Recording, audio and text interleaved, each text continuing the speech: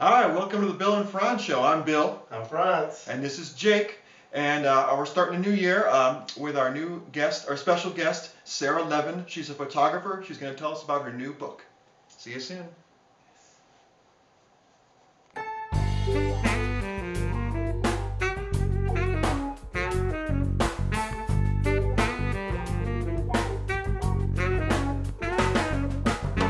We're back. It's 2012, Bill and Frantz Show. Today we have the beautiful Sara Levin. Woo! How you doing? Thank you. I'm excellent. How are you? I'm great. Happy New Year. Thank you. You too. Happy New Year. Thank you. Thank you very much. So tell me, how's your day going today? It's excellent. I have you here in my home. I couldn't be more excited to have the Bill and Frantz Show in my house. Okay. I love it. I love to show it off. I'm a proud South Cityer. Yes. So otherwise, it's good. I'm excited about tonight. I'm going to watch some fights on the UFC. Yeah, I heard the Fox. UFC and Fight Club. And Fight Club tonight, Moolah's Midnight Movie. It's an all-fight night. I told you Fight Club, and I told you Fight Club is my movie. I done wore that movie out. DVD just terrible right now at the house. Bill, how you doing, man? Pretty good. You know, it's kind of funny. On the way here, I was 2 cars behind a big accident. Almost got caught up in it. And like a month ago when I was in New York, there was an accident 1 car behind me. So I'm just narrowly escaping all these crazy freeway accidents. It's pretty intense. Blessed. This guy has an angel with him. That's right.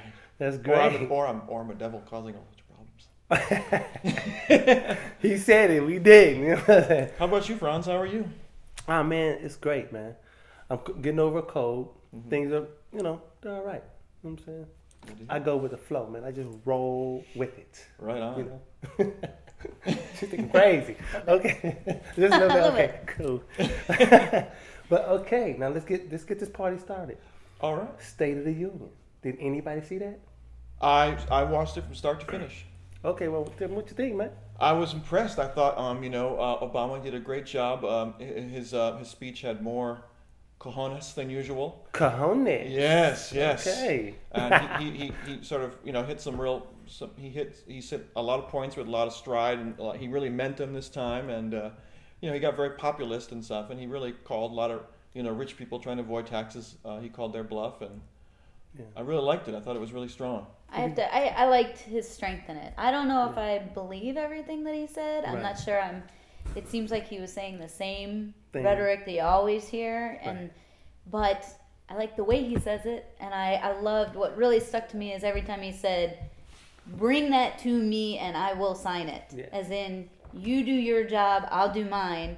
Let's get some things done. And I like the brass tacks approach that he took this time to speaking directly and calling people out on that. I did like that. Yes, he was ballsy. Did I say that? But yeah, I liked how he came out and said that too, man.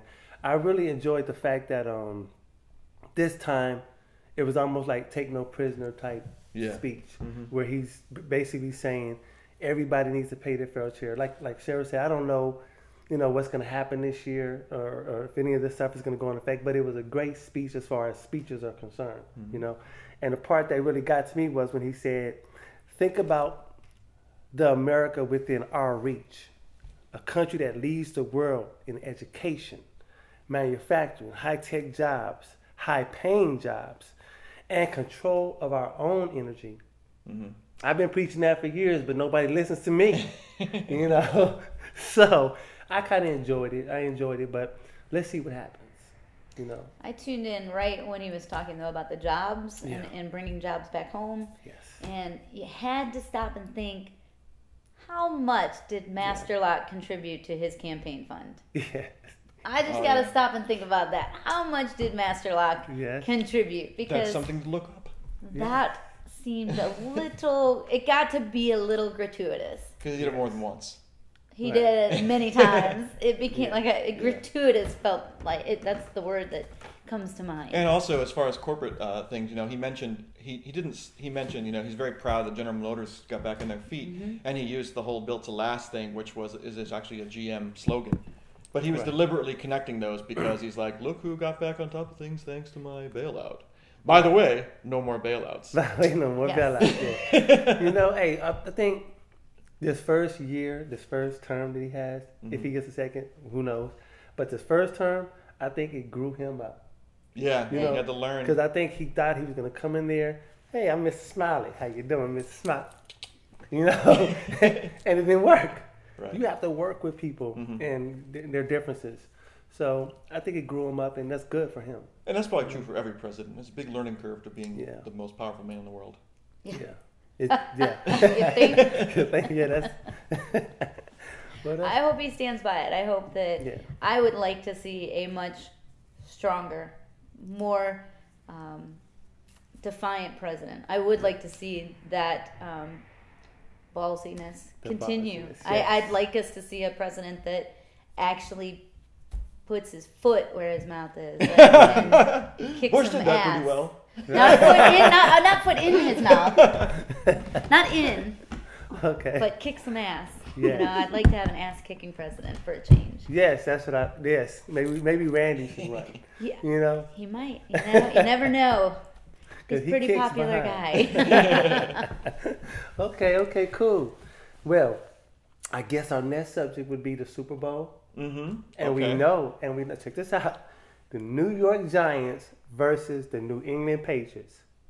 Lord, let the New York win. Let New York win. I'm going for New York. I'm sorry. Obviously. Yes, I am. The only reason because I can't stand Tom Brady. You know, and I can't stand the New England Patriots, but hey, that's just my own thing. What do you guys think? Well, I had a friend who played for the Patriots. Okay. And there you go. so I got familiar with watching them for a while. And I got to I had the honor of wearing 2 Super Bowl rings. He managed to acquire 3 in his brief time at the Patriots. Stephen Neal, who was a wrestler. Okay. And so I did develop through Stephen a bit of an affinity towards the Pats, but in the end, my heart will always lie with the Bears. So The Bears, okay. the Bears. The Bears. So we have rivals on the show. Rivals on the show. But they're not in the Super Bowl. Right. Mr. Bill. Well, you know, I grew up in New England, so I should root for the Patriots, but I'm probably not gonna. I have a lot, and I have a bunch of friends. You know, I don't really care about either team. Right. But I have a lot of friends who are New York fans, so I'll probably root for them. And they're the underdog, right? New York? I'm pretty sure they are. Yeah, and so I'm always rooting for the underdog just for that unto itself. Okay. So that's where I stand on that. Well, I'm with you on that Game too. either way. Huh? Should be good. It's Yeah, in it should be. Indianapolis, which is exciting. That's very exciting to me. Indianapolis is kind of my second home. I'm an Indiana grad, and the idea of it being in Indianapolis is it's huge. It's a big deal there. So I'm excited for the Midwest to get the Super Bowl, and Yeah, that is kind of cool. Indianapolis has done some good things in the last 15 years. Matter of fact, Indianapolis has a really great team. This year it just wasn't great. They have a really good team, you know. But like Sarah says, she's a Chicago fan for real. I'm a Cowboys fan because I'm from Texas. That's just how it is. But I don't really care who wins the Super Bowl. I mean, I want, of course, New York to win. I guess I do care. You won't be heartbroken. But I won't be right, exactly. I won't be heartbroken if the Pats win. But hey, let's go with it. Let's roll with it. Thank you. That's our cue. Thank you very much. Let's take a break.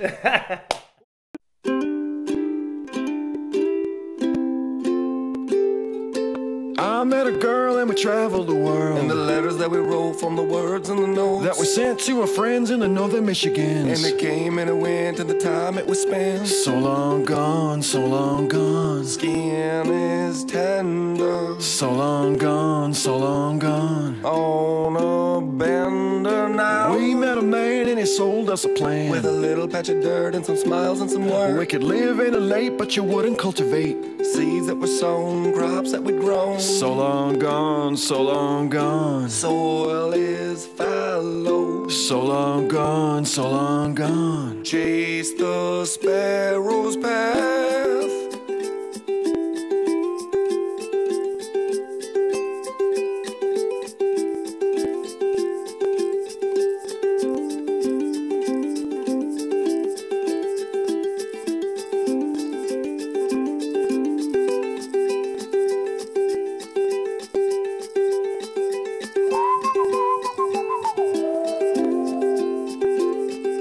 Not good or bad, Yeah, just the time that we had, and I reckon that it stung, but the change you hit wrong, well, it's good.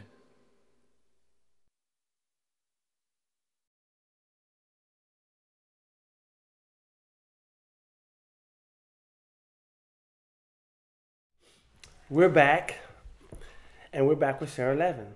And we're going to talk to her about everything she does, or as much as we can. She's an artist, she's a photographer, and she's a writer. Sara, the last round is about Randy Couture. Tell us what this book is about. It is the last round. I followed Randy as he prepared for his final fight of his career. Okay. I photographed him, so it's his words in essay form, about 12 essays, and some statements with it, paired up with these photos that I took for the 2 months leading up to his final fight. Okay. And I used a very unique camera. That was kind of what makes this very unique project is this is a plastic camera. It's right here? Yep. It's you can tell how light it is. It's called the Holga. Okay. And it uses film. I used 120 film, which is a little bit different than we're used to. It's bigger. It's 35 millimeter film is about half as big. So you get some good detailing in this film, but this is a toy camera, so it's plastic with a plastic lens. So you get high-res, lo-fi. Yes, very That's much, which is very reflective of Randy himself. So he's a pretty low-tech guy. He's a pretty simple guy. There's definitely some unpredictableness to him and some flaws, and that's reflected in the images. I think that there's light leaks and scratches and mistakes galore when you use this kind of a camera, and so it's not very common to use in sports. But for me, it created a different angle to the whole project, a completely different twist to just these perfect, beautiful digital photos. The whole book, everything inside is taken with the Holga, and it also means it's a fixed focus lens, so you can't zoom. Okay. Which means the ideal distance for it is about 3 feet. Very personal. So in order to there's images of him sparring in the cage. So in order to get those images, I had to be locked in the cage with two 200-pound men sparring. So what was that like? One of the scariest moments of my life. It was so scary. When they closed that cage door, cling, and you're realizing that you're going to have to dodge these elite athletes who are kicking each other's heads or tackling each other. Sounds exciting. How big was the cage? Oh, you would ask that. I think the cage is about 40 feet in diameter. UFC fans, do not kill me on that. Right, but it's about, I think, 40 feet. It's not very big. It's a lot smaller when you put two very large people in it, and when you're inside it, and it is locked. I just imagine you in that cage just moving around. If they come this way, you got to roll that way. It sounds exciting, man. I can see why I'd use a fixed camera fixed focus in that situation. And you can imagine you're also then looking through a eye hole, a viewfinder, and so you don't see you don't see the whole picture coming at you, so it makes it a little scarier too. Oh yeah, you don't have the peripheral vision. Yeah. So it was fun though. I loved Randy's gym, Extreme Couture in Las Vegas. The people were amazing. They welcomed me with open arms and my cameras, and everybody there just treated me so well. I was ready to move to Vegas after this project. No, that's right. Would you call this photojournalism, or what would you call it? That's a really good question, and I'm glad you asked that. Thank you. Because I would say that there is a very large photojournalism aspect to it. It is, at first you would say it's photojournalistic, but I believe that this book can hold up against any fine art photography book as well. That utilizing the Holga camera and giving a different perspective. I just finished my master's degree in art. This was my thesis work, actually. And I think that artistic background really came into play. And so I would hope that this book can hold up against any fine art photography book as well as a photojournalistic book. Excellent. Well, the pictures I've seen are very good. Thank you. I'm pretty sure it will. But I want to ask you something right here. It said, longtime friend. How long have you been friends with Randy? Well, I have a background before I was an artist. Okay. Which I'm still not comfortable using that word, obviously. But before that, I worked in the sport of Olympic wrestling. I worked at USA Wrestling. Okay. And I have find a lot of rings around my place.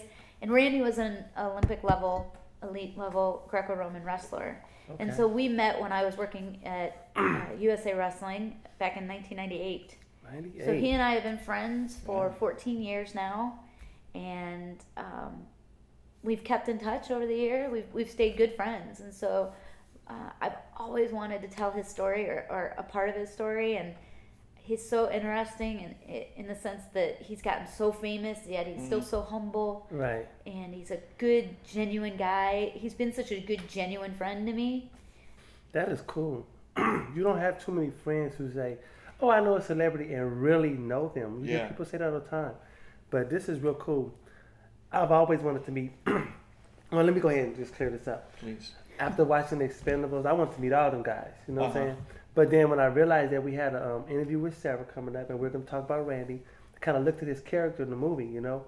And the dude is very interesting. I like the intensity on his face. And I imagine, just looking at the pictures in the book, even when he's normal in some of these pictures, like, he seems like he just has a lot of knowledge or a lot of stuff on his mind. The guy seems... I would agree. After doing a 144-page book of photos of just one guy, right? I thought, how am I going to make this interesting? But there is something in his eyes and something in his face that is interesting to look at, and he's big as hell. It comes through. Yeah, and his body's really interesting to look at too, unto itself, just the shape and. It's really cool. And considering in these photos he's 47 years old. Wow, 47. See, that's what I'm talking about, Bill, right there. See, I feel like I'm a manly man. You know what I'm saying? But in that term, if I shook this man's hand and was like, I still feel I'm manly, but I'd be like, dang, this giant right here. Not quite as manly. No, I would disagree with you. Right. Because he is so unassuming when you meet him. He's very laid back. Okay. He's very... very humble guy, and so he's not the kind of guy that's gonna have a little power struggle with you in a. Oh, I don't even feel that. I feel like I just, pure hugeness. Right, hands just follow my hand. That's cool. All right, well, check this out. Once again, it's the last round. Talking about Randy Couture by Sara Levin. You need to go get the book. It's a good book. It looks good. You can buy it on Amazon.com. Amazon.com. BarnesandNoble.com. BarnesandNoble.com. It is worldwide now. It was published in the UK. Okay. It's in the North America, and found out recently it's in New Zealand in the bookshelves. It is, and then we still have a book touring going on. Randy will be doing appearances where you can purchase the book and get it autographed. And what is your website? I have a website where you can see more of my photography, more of my work at slevin11.com. SLEVIN11.com. Or you can find me on Facebook, or you can find the book on Facebook. I definitely encourage you to like the book on Facebook, and also Google it a lot. Apparently, if you Google something enough, so everybody watching, Google The Last Round with Randy Couture. Check it out. For me. Check it out. Once again, we want to thank Sara Levin for coming on the show. The girl is talented. She got it going on.